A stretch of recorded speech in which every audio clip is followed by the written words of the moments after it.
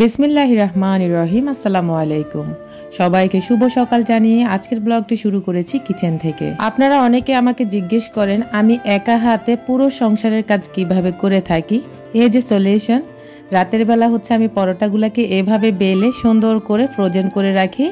আর যদি 2টা দিনও থাকে তাহলে আমার সমস্যা নেই, যার কারণে হচ্ছে আমি রাতে সুন্দর করে বেলে সমস্ত পরোটা প্রসেস করে এভাবে হচ্ছে আমি কাগজ দিয়ে ভালো করে পেঁচিয়ে রেখে দিই। পেঁচিয়ে না, মানে একটার উপর একটা দিয়ে দিয়ে তারপর হচ্ছে আমি বক্সে ভরে রেখে দিই। আর ব্যাস, সকালে যদি আমার একটুখানি লেটও হয়ে যায় তাহলে কোনো সমস্যা হয় না। আর সকালে আমি যত দ্রুতই উঠি না কেন, আমার কিন্তু যেহেতু একটা চুলায় একটুখানি লেট হয়ে যায়। তো যাই হোক, তারপরও সময়ের ভিতরে সব কিছু আমি ক্যাপচার করতে পারি আলহামদুলিল্লাহ। আল্লাহ তাআলার অসীম রহমত আর আপনাদের ভালোবাসা দোয়ায় আমি একটু একটু করে সব কিছু আমার হাতের মুঠো নিয়ে আসতেছি আলহামদুলিল্লাহ। এখন চলে আসছি, সমস্ত নাস্তা পানি করে ফেলেছি। আজকে কিন্তু আরাফকে মাদ্রাসায় দেইনি। আরাফ আরফান দুজনে অসুস্থ, তাদের জন্য আপনাদের সবার কাছে দোয়া চাই। তো যেহেতু আজকে আমার আবার রান্নার চাপও নেই, মোটামুটি চাপ নেই, তারপরেও হচ্ছে আমি আজকে চিন্তা করেছি যে আজকে আমি কিচেনটা পরিষ্কার করব। এই যে নোংরা কিচেনটাকে আমি যেভাবে পরিষ্কার করি, অবশ্য শুরু থেকে শেষ পর্যন্ত আমার ভিডিওর সাথেই থাকবেন। দেখে নিশ্চয় বুঝতে পারছেন কত বেশি মেসি হয়ে আছে কিচেনের জানালাটা। আমার মনে হয় যে মহিলা ছিল উনি কখনো কোনো দিনও এই কিচেনটা বা জানালাটার মধ্যে হাত দেয়নি, ইভেন পরিষ্কারও করেনি। আমার এই জানালার গ্রিলগুলাতে হচ্ছে হালকা করে রং মেরে দিয়েছিল বাড়িওয়ালারা, যার কারণে হচ্ছে আগের পুরনো সমস্ত ময়লা ঢেকে গেছে। তো এখন জানালা আমি মোটামুটি থাইগুলো পরিষ্কার করে গিয়েছি। তার মধ্যে তো হচ্ছে আমি অনেক পেরেশানির মধ্যে আমার সময় কেটেছে। তারপর গ্রামে গিয়েছিলাম, বাইরে বিয়ে শপিং করেছিলাম। এসব কিছু ঝামেলা পোহাতে পোহাতে আমার হচ্ছে আর কিচেনের জানালাটা পরিষ্কার করা হয়নি। তো কেন জানি এখন আর আমি স্বস্তি পাচ্ছি না এই কিচেনে কাজ করে। আমার মনে হচ্ছে কোথাও আমার মন বসছে না। তো এই যে পুরোটা বাসা এরকম কোথাও না কোথাও এখনও ময়লা আছে। তো পুরনো জিনিস তো পুরনো জিনিসই, যতই পরিষ্কার করি না কেন তারপরেও হচ্ছে পুরনোই লাগবে। তারপরও নিজের চেষ্টা থেকে, নিজের হচ্ছে পরিশ্রম থেকে মানে চেষ্টা করব আমি আমার এই বাসাটাকে আবারও সুন্দর করে তোলার জন্য। যদি আপনাদের ভালোবাসা থাকে আর সাপোর্ট থাকে, ইনশাল্লাহ আপনারা দেখতে পাবেন সব কিছু আমি কিভাবে করে থাকি। আর এই যে জানালার থাইয়ের মধ্যে কত বেশি যে ময়লা জমেছে, তেল চিটচিটে বসেছে, ওইগুলো আসলে আপনারা হয়তো বা দেখে বুঝতে পারছেন। তো থাইটা আমি মোটামুটি পরিষ্কার করে গিয়েছি, কিন্তু এই যে আশেপাশে এত বেশি ময়লা, ওগুলো পরিষ্কার করার আসলে আমার আর সময় হয়নি। তো এখন হচ্ছে আমি এগুলাকে পরিষ্কার করব আস্তে আস্তে, যদিও আসলে আমি মানে হাঁপিয়ে গিয়েছি এই জানালাটা পরিষ্কার করতে করতে। কারণ হচ্ছে আজকে কিন্তু আপনাদের ভাইয়া বাসায় নেই, সে যদি থাকে আমাকে এগুলো আসলে করতে দিবে না, উল্টো আমাকে বকা শুনতে হবে।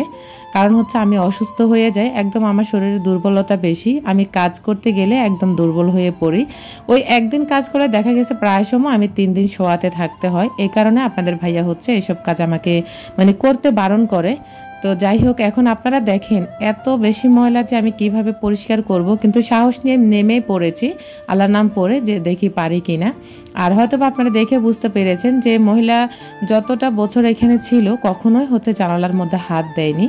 তো আসলে উনি হচ্ছে আমার পরিচিত মানুষ, তো ওনাকে আসলে ভিডিওর মাধ্যমে কিছু বলতে চাই এই কারণে যে আপনাকে আসলে দেখতে কিন্তু ভালোই মনে হয় উপর থেকে, আপনাকে দেখলে কোনো অংশে হচ্ছে আপনাকে খারাপ মানুষের চেহারা মনে হয় না। তো মাশাআল্লাহ করে আপনার সব কিছু ঠিক আছে। আপনাকে বাইরে থেকে দেখলে আপনাকে সবাই বলবে আপনি একজন হাই কোয়ালিটির মানুষ, কিন্তু আপনার মন মানসিকতা কিভাবে এত ছোট হয়, এটাই হচ্ছে আমি চিন্তা করতেছি আর কি। যে আজকে যদি আপনি ভাবি আমার কথাগুলো শুনে থাকেন, অবশ্যই আপনি কিছু মনে করলে আমার এখানে আসলে কোনো দায়বদ্ধতা নেই। কারণ হচ্ছে আপনি বাসাটাকে এত নোংরা করে গিয়েছেন, আমার জায়গায় অন্য কোনো ভাড়াটিও থাকতে পারতো, তারও সেম কষ্টটাই হতো যদি সে আমার মতো পরিষ্কার পরিচ্ছন্ন হতো আর কি। তো আপনি এখন নতুন যে বাসাটাতে গেছেন, উনি কিন্তু আবার নতুন একটা বাসায় গিয়েছে, ওখানে যেন ঠিকঠাক সব কিছু সুন্দর রাখতে পারেন, এই দোয়াটুকু আপনার জন্য করি। কিন্তু আপনার মন যে এতটা ছোট সেটা আসলে জানতাম না। জানতাম আপনি মানুষটা যেমন সুন্দর, আপনার মনটাও সেরকম সুন্দর। সেদিন আমার শ্বশুর আর শাশুড়ি একটা কথা বলে গিয়েছিল যে সুন্দর মানুষের মন কখনোই সুন্দর হয় না, তাদের মন আরও নোংরা হয় এবং কি তারা হিংসুটে টাইপের হয়। আসলে কথাটা সেম, কারণ আমার শ্বশুর শাশুড়ি আমাকেও চেনে যে আমি বিয়ের পর থেকে কেমন। তো ওনারা এসে দেখেছে, আবার শুনেছে, আপনাদের ভাইয়া বলেছে, যার কারণে ও হচ্ছে এই কথাটা বলে গেছে। আমার শ্বশুর নিজের মুখে বলেছে যে সুন্দর মানুষ সবসময় অপরিষ্কার থাকে, এদের শুধু গাটা সুন্দর থাকে, শরীরটা সুন্দর থাকে, এই ছাড়া তাদের আর কোনো জায়গায় সুন্দর থাকে না। ঘর কোথায় কিভাবে কি পড়ে আছে, বাচ্চারা কিভাবে কি খাচ্ছে না খাচ্ছে, এগুলোর কোনো মানে হুঁশই থাকে না, আমার শ্বশুরের কথা আর কি। তো আসলে আমি এই কাজগুলো করতে করতে কিন্তু ভেবেছিলাম যে আসলেই তো ওনার মন এতটা ছোট আর এতটা নোংরা মনের উনি, কিভাবে যে উনি এইরকম করতে পারলো। ওনার সাথে আমি বাসায় শিফট হওয়ার আগে কথা বলেছিলাম, উনি বলেছিল ভাবি আপনার কিছু করতে হবে, মানে আমি ভেবেছিলাম হালকা পাতলা কাজ করতে হবে। উনি বলেছিল যে আমি নতুন বাসা যাব, তো আমার আর এই বাসা মন বসছে না, যার কারণে একটু অল্প স্বল্প নোংরা আছে, ওগুলো আপনি পরিষ্কার করে নিয়েন। তখন কিন্তু শুনে আমার মনটা সত্যি খারাপ হয়েছিল, যদি ওনাকে আমি কিছু বলিনি, কারণ আসলে এটা আমি পারি না, চোখ দেখা দেখির মধ্যে কোনো একটা কিছু বলে হচ্ছে ভেজাল সৃষ্টি করাটা। তো আমি ভেবেছিলাম তেমন একটা নোংরা না, যাই হোক বাসা আছে মানে ছাড়ার পরে যে মোটামুটি ময়লাগুলো থাকে আমি ভেবেছিলাম সেরকম কিছু।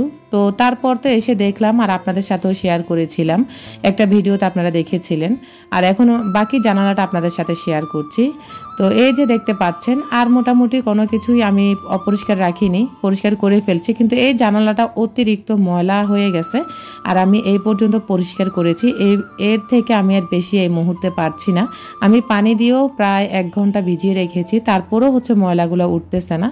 তো ইনশাল্লাহ এটুকু পরিষ্কার করেছি, আবারও হচ্ছে আরেক ধাপ ধরলে একদম নিট অ্যান্ড ক্লিন হয়ে যাবে, তখনও আপনাদের সাথে শেয়ার করব। যাই হোক, আমার আজকের ভিডিওর কোথাও কোনো অংশ যদি আপনার একটু হলেও ভালো লেগে যায়, তাহলে প্লিজ একটি লাইক দিতে ভুলবেন না। আর আপনি যদি আমার চ্যানেলে আজকে নতুন হয়ে থাকেন, চাইলে আমার চ্যানেলটিকে সাবস্ক্রাইব করে আমার পরিবারের বন্ধু হয়ে থেকে যেতে পারেন।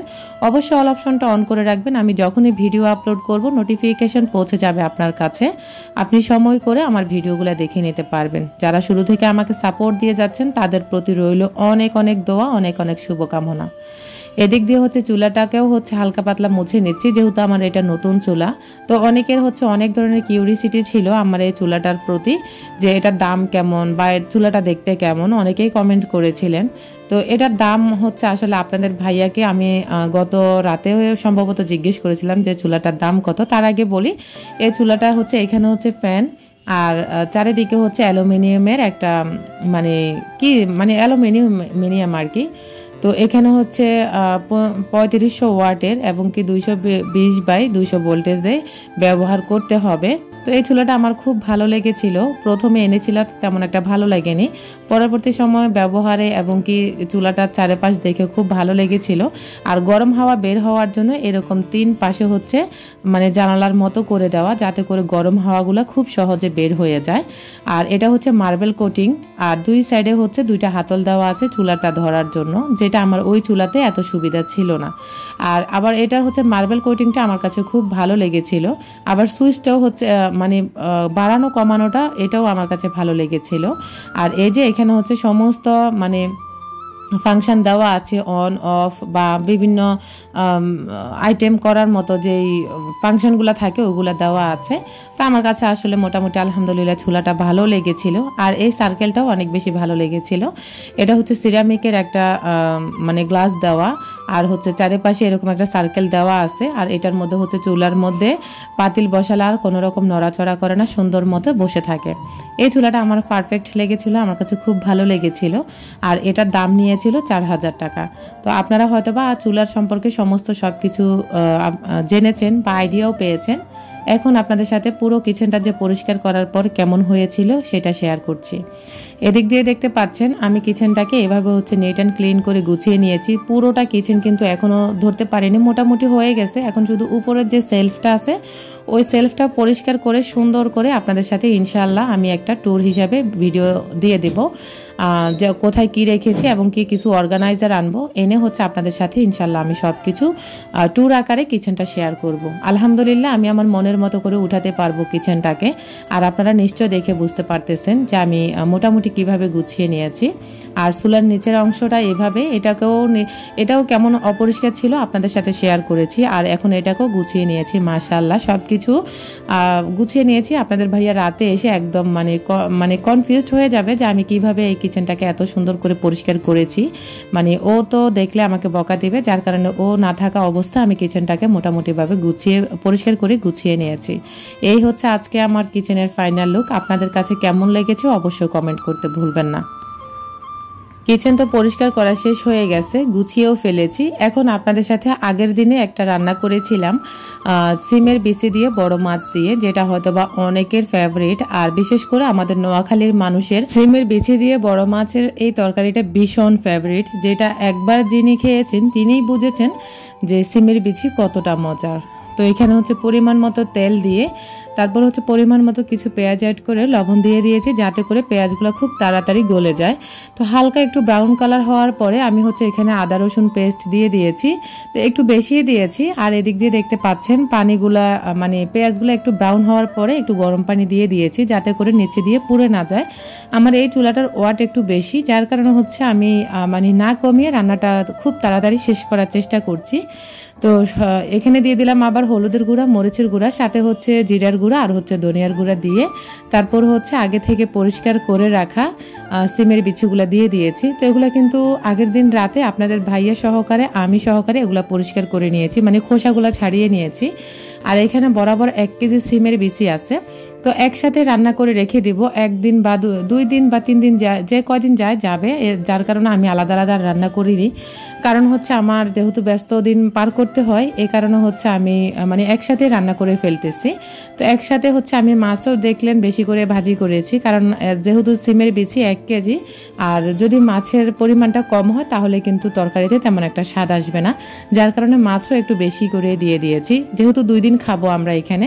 তো যাই হোক হচ্ছে সমস্ত মশলা দিয়ে ভালোভাবে হচ্ছে সিমের বিচিগুলোকে ভেজে নিতে হবে, যাতে করে কাঁচা যে একটা স্মেল থাকে সিমের বিচির সেটা উঠে যায়। তো ওটা না যাওয়া পর্যন্ত একেবারে ভালো করে তেলের মধ্যে ভাজবেন, এতে করে হচ্ছে কাঁচা মশলা এবং কি কাঁচা সিমের বিচির যে বাজে একটা স্মেল থাকে সেটা চলে যাবে। তো ভালো করে ভাজা হওয়ার পরে আমি আগে থেকে ফুটন্ত গরম পানি দিয়ে দিয়েছি, দিয়ে হচ্ছে মাছগুলা দিয়ে হালকা একটু কষিয়ে নেব। তো এর উপরে হচ্ছে আমি 2টা বড় সাইজের টমেটো দিয়ে দিব। আর এই তরকারি মানে হচ্ছে ধনেপাতা, কাঁচা মরিচ, টমেটো, এগুলা না হলে কিন্তু এই তরকারি আসলে ভালো লাগে না। তো এত বেশি মজার, আমার তো মানে আর কোনো তরকারিই লাগবে না, এই একটা তরকারি হলে যথেষ্ট আমাদের সবার। আজকে কিন্তু আর কোনো কিছুই করব না, কোনো ভর্তা বা ভাজি কোনো আইটেমই করব না, শুধুমাত্র এই সিমের বিচির একটা তরকারি দিয়ে হচ্ছে আমাদের হয়ে যাবে। আলহামদুলিল্লাহ আমাদের সবার পছন্দের একটা তরকারি। আর মোটামুটি এবারে কিন্তু রিজনেবলও পাওয়া গেছে, মাত্র 100 টাকা করে কেজি আনছে। গতবারে কিন্তু 250 টাকা কেজি ছিল, যার কারণে গতবারে কিন্তু আমরা সিমের বিচি খেতে পারিনি।